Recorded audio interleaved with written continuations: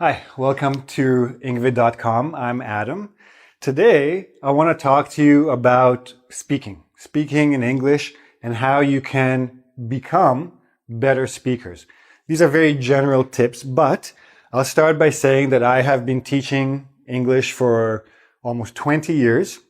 I have taught in 4 different countries. I have taught students of dozens of nationalities. So I've seen all kinds of things, and I discovered all kinds of reasons why people don't speak well or don't speak at all. Okay. Now, the number one cause of not speaking is fear. So one of the things we're going to have to work on first is getting rid of your fear of speaking. So I'm going to give you a few general tips on what you can do to become better English speakers. And keep in mind, this applies to any language you're going to learn. If you're learning how to speak Spanish, this will help you become better Spanish speakers. If you're learning how to speak Russian, this will make you better Russian speakers, okay? So that's a few things to keep in mind based on my interaction with students. Now, I've put number one out. I left it blank for now because I just want to give you guys a chance to think, what is tip number one? If you've watched my videos before, you probably already know what I'm going to say, but say it for yourself, say it out loud anyway. It's good to say out loud. Okay. Tip number one. If you want to become a better English speaker or a better English writer, reader, etc., relax. Learn how to relax when it comes to using a different language. Okay. When you are relaxed, your brain functions more efficiently. Your ideas come together more easily. Everything works. When you're in a panic, nothing really registers because your brain is, again, it's in self-defense mode. When you're in a panic, your brain thinks there's something wrong and it's sending all kinds of ideas into your head to try to fix whatever the perceived problem is, right? If you're relaxed, you're putting all your ideas together, your thing comes out more naturally. Next, part of being relaxed means to be confident. Be confident in yourself. Now, I know that a lot of people, and I've experienced this with tons and tons of students, a lot of people think that somebody who's not speaking well might be, an idiot. That's not the case. A lack of language does not equal a lack of intelligence. Okay? Now, if I go to China and I try to speak Chinese to people, I'm going to sound like an idiot. Does that mean I'm an idiot? No, it means I don't know Chinese. I can learn Chinese, I can practice Chinese, and eventually I will be a good Chinese speaker. But at the beginning, I'm going to sound like an idiot. Okay? So that's the one thing. Along with being confident, there's one thing I want everybody to understand, and I know you know this, but I will say it to you anyway. There's only one person on this planet who is qualified to judge you. Of course, employers can judge your qualifications for a job. A sports coach can judge your qualifications or your skills to be on a sports team, etc. Only one person in the world can judge you as a person. And that one person is you. So it doesn't matter what other people think about you. It doesn't matter what other people think about the way you're speaking. You know who you are. You know what you are. You know where you are in your learning process. So don't worry about what other people think.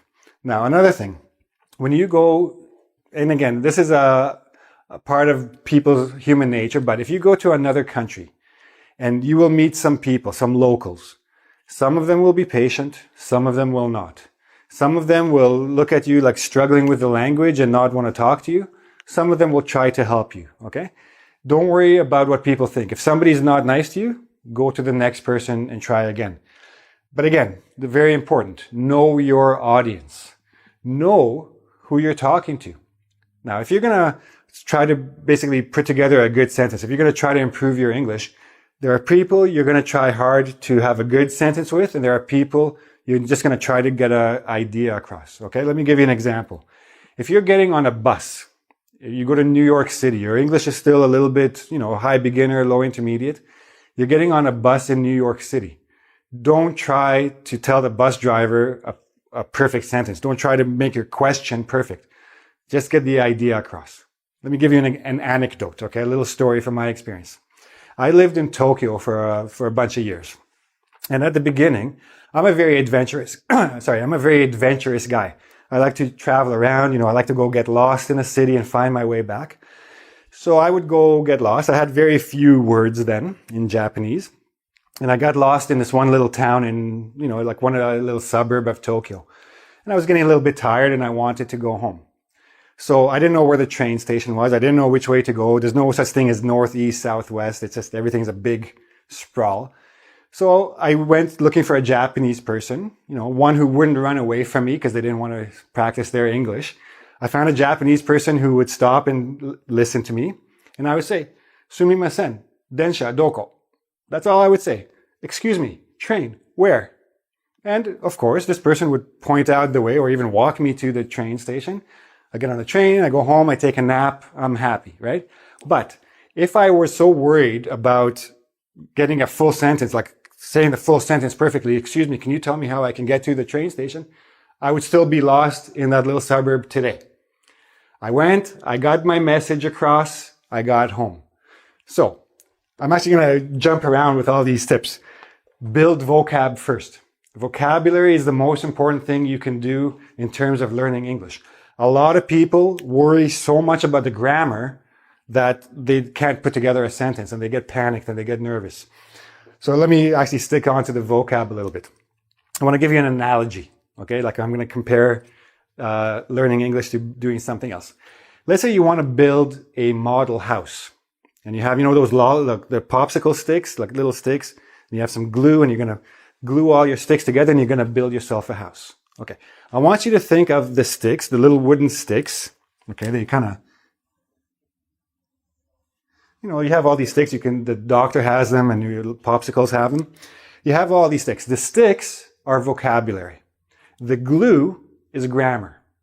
Now, imagine trying to build a house and all you have is glue. And you're putting glue everywhere and all you have is like a sticky fingers or sticky hands and a big mess. If all you have is vocabulary and no grammar, you can still build something that looks like a house.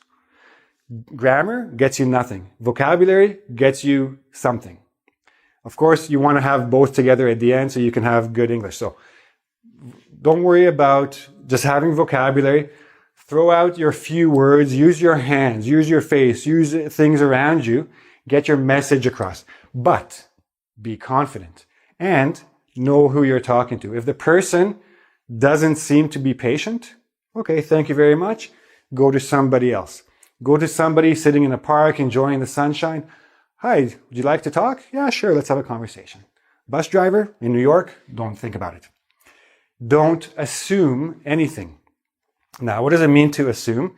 To assume means to think something is true without having the facts. So don't assume that everybody's nice. Some people are not nice, and that's okay. Walk away from the not nice people, find yourself a nice person. Don't assume that everybody's going to try to help you. Don't assume that everybody is judging you. Don't assume all kinds of things. Don't make assumptions about people. The only thing you need to understand is that you know who you are, you know what you need, keep going until you find somebody who will help you, okay? Now, the worst thing you can do, and don't do this, I'm just saying to you now, don't go up to a stranger and say, can I practice speaking my English with you? That's not going to work. That person gets nothing out of the deal. If you go to somebody, hi, I'm from wherever country I'm from, can you tell me where something is? It doesn't matter what you say, start a conversation. If that person is interested, he or she will continue the conversation. But if you go to somebody, can I practice my English with you? Well, no, I gotta go, bye. Okay? Don't do that, it doesn't work. Again, don't try to be perfect. If you were perfect, you wouldn't be an English learner, you'd be an English speaker. Remember, you're an English learner. You're building up to a certain level. Now, another thing to keep in mind. Do you think that that when I speak English with people, I speak perfect English? I don't. Nobody does. There is no such thing as perfection. I make mistakes. Other native speakers make mistakes, right? Perfect is just not necessary. So when you're trying to create a perfect sentence, all you're doing is thinking too much and not speaking enough. Just speak. Just get whatever ideas. The most important thing is to be understood, not to be perfect, which means that mistakes are good things. If you're not trying to be perfect, you're going to make mistakes. Mistakes will teach you more English than perfection. If you're perfect, you have nothing to learn. If you make mistakes, you have something not to repeat, okay? And something to figure out how not to repeat it. Perfection doesn't exist, doesn't help you. Mistakes, they're good for you. That's how you grow, okay? And of course, the most important thing, practice. Now, how do you practice speaking when there are no native speakers around you? First of all, find a recording or find a TV show or a movie or something like TED.com, etc., where you can listen to talks given by native speakers. Find transcripts.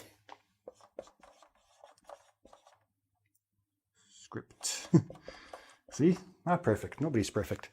Find transcripts for these talks and then just follow them and then record yourself speaking. Then compare your speech to the one you heard. See where the intonation is, where the pace changes, pronunciation, all kinds of things. Record yourself again and again and again until you get as close as possible to the native speaker's speech. Also record yourself and find out your grammar mistakes. If you find an interview, like a news interview or an online interview or a TV interview, try to take one side of that interview. So you are the interviewer, ask the person the questions and sort of pretend you're having a conversation with this person. Then switch. That's the interviewer, you are the interviewee, answer the questions and then answer with your own answers if possible. But basically just play. Speak to the mirror. Stand in front of the mirror and have a conversation with yourself. You know, it's not very comfortable and it's not very interesting, but it's practice. And as much as possible, engage other people. Find native speakers, speak to them. Find non-native speakers, speak to them. Create a group of your classmates or your friends or your local people and just, speak. Now, the thing I find very common in language schools, you'll have all the Brazilian students and you'll have all the Korean students and you'll have all the whatever students and they're all staying in their little groups and they're speaking their languages. That doesn't help. Do not speak your language when you don't have to. When you go home, speak it all you want. In school, outside, speak the other language. And tying all of this together, be adventurous. Life is an adventure. If you're trying to make everything perfect all the time, there's no fun.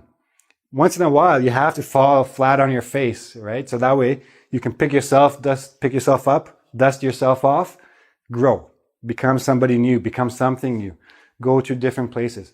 If you're going to be afraid of speaking in English, you should probably just stay home, right? You don't want to stay home. There's a reason you're learning English. You want to watch movies and understand them. You want to meet new people. You want to go new places. You want to get an education, a job, whatever. You're going to have to speak. Be adventurous. Be confident. Relax. Okay?